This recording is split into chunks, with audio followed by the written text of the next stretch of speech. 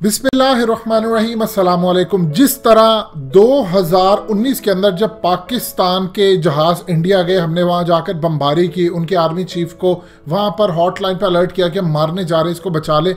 उसके बाद इंडिया के अंदर कोर्ट मार्शल हुआ था बहुत सारे लोगों का कि ये फलाने बंदे मुलविस हैं और इन लोगों को पता था, और ये इंफॉर्मेशन हमारे यहाँ से गई थी पाकिस्तान की इंटेलिजेंस एजेंसियों, एयरफोर्स तक, कि यहाँ पर उनके आर्मी चीफ बिपिन रावत छुपे हुए हैं। लिहाजा उन्होंने हमें इन्फॉर्म कर दिया कि देखिए हमें लोकेशन पता थी, हम इसीलिए साइड पर सब कुछ मारकर जा रहे हैं, लिहाजा बचा सकते हैं इनको तो बचा ले।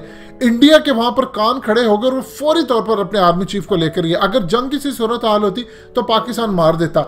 मजीद डिस्कस करने से पहले इस वीडियो को लाइक करें, हकीकत टीवी को सब्सक्राइब करें और बेल आइकन पर जरूर क्लिक करें।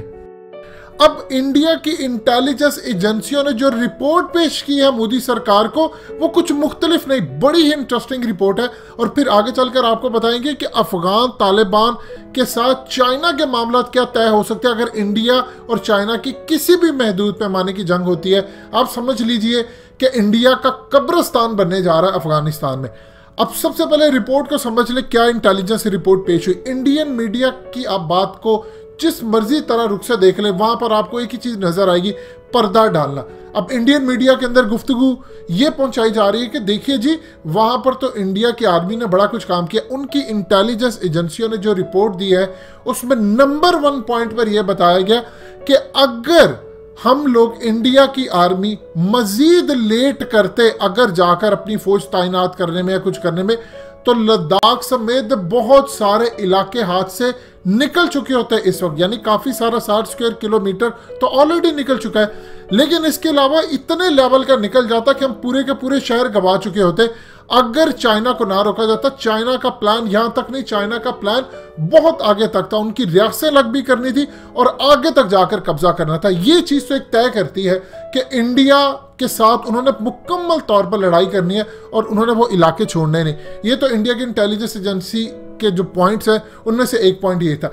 और दूसरा सबसे ज्यादा जो अहम तरीन बात है, बहुत सारे इंडिया के जर्नल जो रिटायर होने वाले थे, उनको इदराक था कि चाइना ये काम कर रहा है, लेकिन उन्होंने एक्शन नहीं लिया। उसमें 2 वजूहात अब सामने आई हैं। एक वजह यह है कि उनके बहुत सारे जो जर्नल थे वो सर्विस के एंड के ऊपर कोई ऐसा काम नहीं करना चाहते थे कि वो अपनी सर्विस उनकी चल रही हो और वो कोई जंग जैसा माहौल बनाए, क्योंकि जब आप चाइना को रोकने की कोशिश करेंगे तो वहां पर उनके हाथों मारे जाने का खदशा, और जो वहां पर इंचार्ज थे उनके भी मारे जाने का खदशा फिर पैदा हो जाता है। बहुत सारे उनके आर्मी के यूनिट्स, उनकी इंटेलिजेंस एजेंसियों के लोग उसमें मुलविस पाए गए हैं कि उनको पता था, लेकिन उन्होंने किसी भी वजह करके, चाहे वो शामिल हो या उनकी गलती हो, उनको ऑलरेडी इदराक था कि चाइना ये सब कुछ बिल्डअप करे। ये सरप्राइजिंगली हुकूमत के लिए हो सकता है। और इंटेलिजेंस एजेंसियों का सबसे बड़ा फेलियर जिसको करार दिया जा रहा है वो ये कहा जा रहा है कि अजीत डोवल की जो पॉलिसी थी उसमें चाइना पर फोकस करवाने की बजाय सारा फोकस पाकिस्तान के ऊपर रखा गया और अफगानिस्तान के ऊपर रखा गया, और सारा फोकस ये रखा गया कि पाकिस्तान के हवाले से क्या काम करना है। अब वहां पर यह भी सूरत यार सामने आ रही है कि इसमें ISI का रोल बहुत अहम है, क्योंकि पाकिस्तान के अंदर यह बात काफी अरसे से कही जा रही थी कि ISI और पाकिस्तान की फौज और एयरफोर्स जाकर कश्मीर में फौजें नहीं उतारी, बदला नहीं लिया जा रहा। अब उनका कहना है कि पाकिस्तान इस खेल के अंदर शामिल था, इन्होंने इंगेज रखा इंडिया को इस मामले पर, यह बयान देते रहे, फौज नहीं उतारी। उधर से चाइना पूरा प्लान बनाकर रखा हुआ था उसने, और वो कब्जे के लिए उतर आया। ये एक स्ट्रेटजी पाकिस्तान और चाइना की पॉसिबिलिटी मुमकिन है, ये उनकी इंटेलिजेंस एजेंसियों की रिपोर्ट में कहा गया। फिर उसके बाद जो सबसे ज्यादा अहम तरीन पॉइंट ये आता है कि इंटेलिजेंस एजेंसियों की बड़ी नाकामी है कि उनको पता नहीं चल सका, उसमें कई अफसरान का हो सकता है आने वाले दिनों में एग्जैक्टली वही सूरत हाल पेश है। कुछ इनको अपने जर्नलों का कोर्ट मार्शल करना पड़े, और कुछ बहुत सारे नीचे लेवल के जो इंटेलिजेंस एजेंसियों के ऑफिसर है उनको निकालना पड़े। और सबसे ज्यादा जो उंगलियां इस वक्त उठ रही हैं वो अजीत डोवल के खिलाफ उठ रही हैं और जनरल बिपिन रावत, इनके बारे में कहा जा रहा है कि इनको आप निकालें। सो इंटेलिजेंस एजेंसियों की जो रिपोर्ट है वो इंडिया के अंदर जो प्रेजेंट की जा रही है वो ये की जा रही है सिर्फ एक पॉइंट के साथ कि इंडियन मीडिया और सब पर यह कहा जा रहा है कि अगर इंडिया की फौजें बर वक्त ना जाती तो 60 स्क्वायर किलोमीटर की बजाय ये तो कई 100 स्क्वायर किलोमीटर तक का इलाका जो हाथ से निकल जाता। अब ये हीरो बनाकर अपनी आर्मी को पेश करें, कुछ जवाब तो है नहीं। आप देखें एक लफ्ज भी बोल पाए इंडियन नहीं।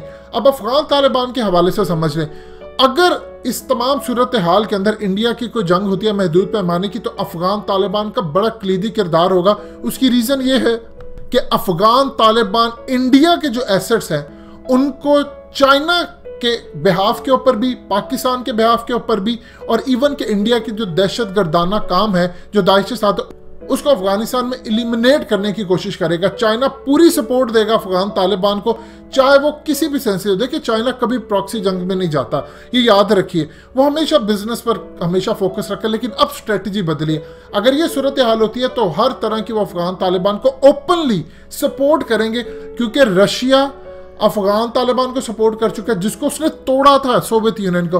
चाइना ओपनली सपोर्ट करता रहा इस तमाम डायलॉग को, इस तमाम सूरत हाल के अंदर। अफगान तालिबान को पाकिस्तान की जानिब से भी सपोर्ट दी जाएगी, वो ठिकाने बताएंगे। फिर पाकिस्तान चाइना की मदद के लिए चाहे इंडिया को जाकर मारे या अफगान तालिबान के जरिए मारे, ये एक चाइना की स्ट्रेटेजी अलग होगी। पाकिस्तान के साथ मिलकर और अफगान तालिबान के साथ मिलकर इंडिया के एसेट्स को अफगानिस्तान में नुकसान पहुंचाने का। हर लिहाज से इंडिया की हार है। नजरें 6 जून पर टिकी हुई है कि उसके बाद राउंड ऑफ टॉक्स में क्या होता है, क्या लेन देन का मामला तय होगा। दोस्तों, हकीकत टीवी को सब्सक्राइब करना मत भूलिए, वीडियो को लाइक करें, शेयर करें और कमेंट सेक्शन में अपनी राय का इजहार जरूर करें।